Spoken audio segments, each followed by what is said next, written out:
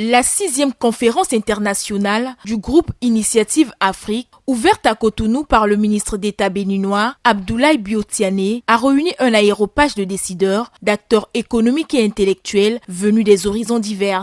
Parmi les personnalités marquantes figurait le ministre congolais des hydrocarbures, Bruno Jean-Richard Itoa, qui a livré une analyse rigoureuse des conditions essentielles pour une réelle souveraineté énergétique et économique de l'Afrique, mettant en relief le mixte énergétique.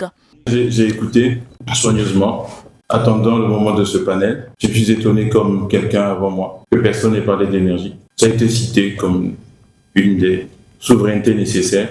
Et donc, je crois que très clairement, avant d'en arriver à la souveraineté économique et à l'énergie, qui est mon domaine de compétence, la question qui se pose en Afrique, c'est le passage de l'indépendance, d'une indépendance dans tous les domaines, et enfin pouvoir prétendre à la souveraineté. Beaucoup de choses ont été dites. Et sans énergie, il n'y a pas de souveraineté économique. Pourquoi nous allons occulter les autres formes d'énergie? Parlons mix énergétique. Parce que l'Afrique regorge de disponibilité énergétique. La première ressource énergétique de l'Afrique, elle est hydroélectrique. Avec le potentiel hydroélectrique africain, nous pouvons non seulement couvrir tous les besoins africains, mais exporter. Le gaz, maintenant, l'Afrique est en train de devenir un des plus importants acteurs dans le domaine du gaz.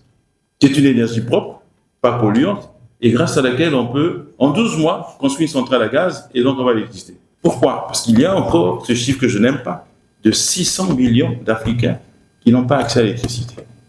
Ça, c'est les ménages et les personnes. Combien de projets sont morts, sont impossibles à développer parce qu'il n'y a pas d'électricité?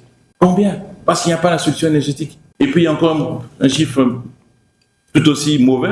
900 millions d'Africains n'ont pas accès au gaz, alors que l'Afrique est une puissance gazière. Je pense que l'une des plus grandes pauvretés de l'Afrique, c'est la faiblesse de cette réflexion stratégique. Désolé. Il faut une vraie réflexion stratégique. Et je ne crois pas que cette réflexion stratégique puisse avoir la moindre chance de viabilité si elle se fait au niveau d'un État. Désolé.